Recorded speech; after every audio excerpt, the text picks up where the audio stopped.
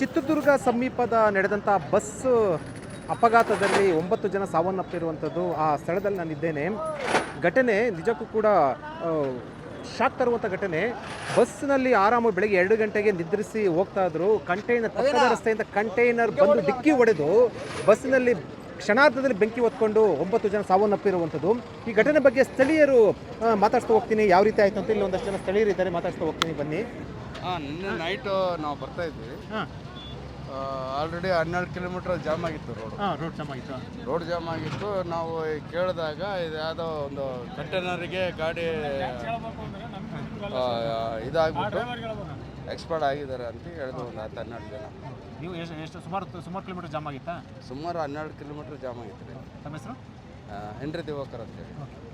ತಾವು ಹೇಳಿ ಸರ್, ತಾವು ಇಲ್ಲೇ ಇದರಿಂದ ಟ್ಯಾಂಕ್ಸ್ ಹೇಳಬೇಕು ಅಂದರೆ ನಾವು ಹೆಂಗೆ ಹೇಳಬೇಕು ಅಂದರೆ ಇವತ್ತು 43 ಜನ ಹುಡುಗರು ಉಳಿಸಿ ಇದರಿಂದ 11 ಜನ ಕಾಪಾಡೋಣ ಡ್ರೈವರ್ ಎಲ್ಲ ಸೇಫ್ ಚೆನ್ನಾಗಿದ್ದಾರೆ. ಇದ್ರಾಗ ಏನೋ ಇನ್ನೂ ಬಾಡಿ ಸಿಕ್ಕಿಲ್ಲ ಅಂತ ಹುಡುಕಾಡ್ತಾರೆ. ಬಾಡಿ ಸಿಕ್ಕಿಲ್ಲ. ಬೆಳಗ್ಗೆ ಇನ್ಸಿಡೆಂಟ್ ಅಂತ ನೀವು ಇದ್ದೀರಾ?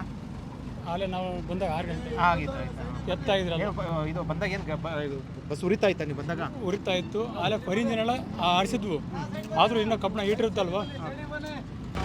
ತುಂಬ ಘೋರ ದುರಂತ ಇದು. ಅದು ಲಾರಿ ಬಂದು ಡೈರೆಕ್ಟು ಡೀಸೆಲ್ ಟ್ಯಾಂಕರ್ ಬರುತ್ತೆ ರಭಸಕ್ಕೆ ಬಸ್ಸೇ ಒತ್ತಿ ಬರ್ತಿದೆ. ಬೆಂಕಿ ಉರಿತಾ ಇತ್ತಾ? ಬೆಂಕಿ ತುಂಬ ರಭಸವಾಗಿ ಉರಿತಿತ್ತು.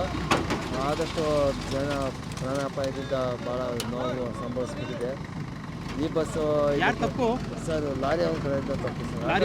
ಲಾರಿ ಇದ್ದ ಸರ್, ಲಾರಿ ಬಂದ ಸರ್.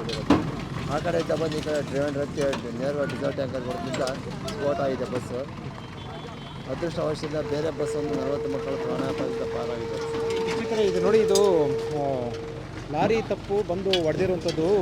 ಮತ್ತು ಈಗ ಬಸ್ಸನ್ನು ಏನು ಬಸ್ ಬಿದ್ದಿದೆಯಲ್ಲ, ಬಸ್ಸನ್ನು ತೆಗಿತಾ ಇದ್ದಾರೆ, ನೀವು ನೋಡ್ತಾ ಇರ್ಬೋದು. ಬಸ್ಸು ಸಂಪೂರ್ಣವಾಗಿ ಸಂಪೂರ್ಣ ಭಸ್ಮಾಗಿದ್ದು ಬಸ್ಸನ್ನು ಟ್ರಾಲಿ ಮೂಲಕ ತೆಗಿತಾ ಇರುವಂಥದ್ದು.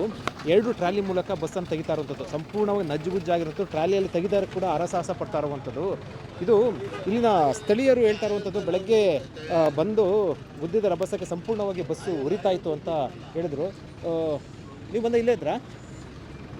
ಸಂಪೂರ್ಣವಾಗಿ ಬಸ್ಸು ಸುಟ್ಟು ಬೂತಿ ಆಗಿತ್ತು. ಬೆಳಗ್ಗೆ ಬರೋಷ್ಟೊತ್ತಿಗೆ ಬಸ್ಸು ಉರಿತಾ ಇತ್ತು, ಬೆಂಕಿ ಕೆನ್ನಾಲಿಗೆ ಇತ್ತು. ಸ್ಥಳದಲ್ಲೇ ಕೂಡ ಸಾವನ್ನಪ್ಪದು. ಯಾರು ಸಾವನ್ನಪ್ಪದಂತ ಕೂಡ ಗುರ್ತು ಹಿಡಿಯಲಾದಷ್ಟು ಬೆಂಕಿಗೆ ದೇಹಗಳು ಆಹುತಿಯಾಗಿದ್ವು ಅಂತ ಇಲ್ಲಿನ ಸ್ಥಳೀಯರು ವಿವರಿಸಿರುವಂಥದ್ದು.